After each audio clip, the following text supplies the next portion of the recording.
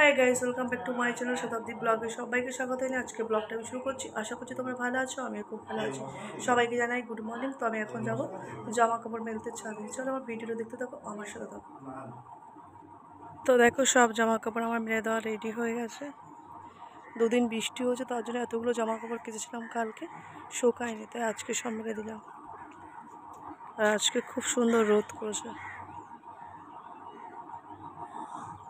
তো বন্ধুরা, আমার সকালে সমস্ত কাজ কমপ্লিট করে আমি স্নান টান করে চলে এসেছি। আর স্নান তো হয়ে গেছে, তোমরা দেখতে পাচ্ছ। আর আমার কিন্তু পুজো দেওয়া কমপ্লিট হয়ে গেছে।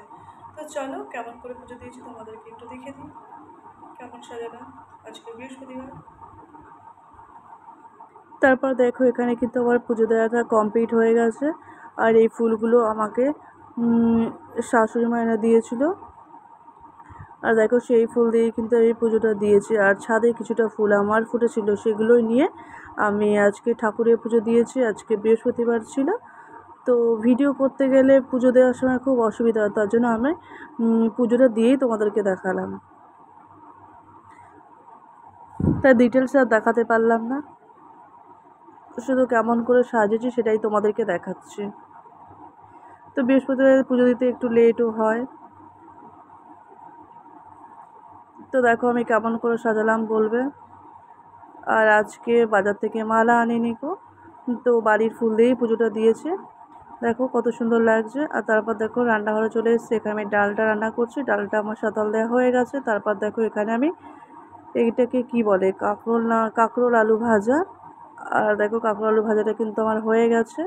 আর তারপর দেখো এখানে আমি ছোলার ডাল আর আলু দিয়ে ডাঁটা দিয়ে বড়ার তরকারি বানাবো, তার জন্য দেখো এখানে বড়াগুলো বানিয়ে নিচ্ছি। আমি ভাজা ভাজা করে নিলাম। তারপরে এখানে আমি বড়াগুলো ভাজা করে তুলে নিয়ে তারপর আমি ওই তেলের মধ্যে দিয়ে আলু দিয়ে মশলা সব কিছু দিয়ে কষিয়ে নেব, নিয়ে আমি বড়ার ঝোলটাকে বানিয়ে নেব। তো আজকে বৃহস্পতিবার আমাদের বাড়িতে নিরামিষ হয়, তার জন্য নিরামিষ খাবার দাবার। তো নিরামিষ কী রান্না করব, তো এগুলোই বানিয়েছি দুপুরবেলা আজকে। দেখো এখানে বড়ার ঝোল একদম রেডি হয়ে গেছে। বড়ার ঝোল, ডাল আর কাঁকরোল আলু ভাজা, এইগুলোই আমাদের দুপুরবেলার মেনু ছিল। তারপর খাওয়া দাওয়া করে দেখো এখানে আমাদের বাড়িতে কিছু পায়রা আছে, তো ওদেরও খিদে পাচ্ছে বলে ওদেরকে একটু চাল খেতে দিলাম, ওরাও খাচ্ছে।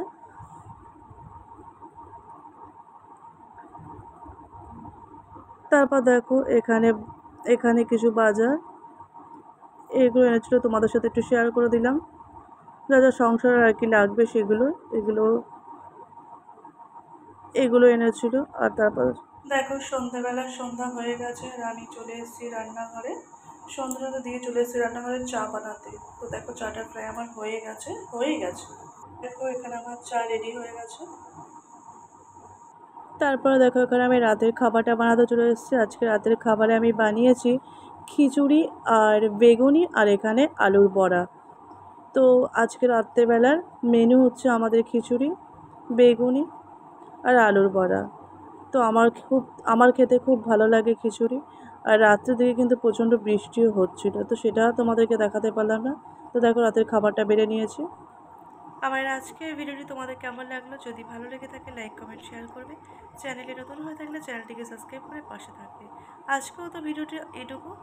দেখা হবে নতুন কোনো ভিডিওতে। ততক্ষণ তোমরা ভালো থেকো, সুস্থ থেকো, সাবধানে থেকো। সবাইকে টাটা।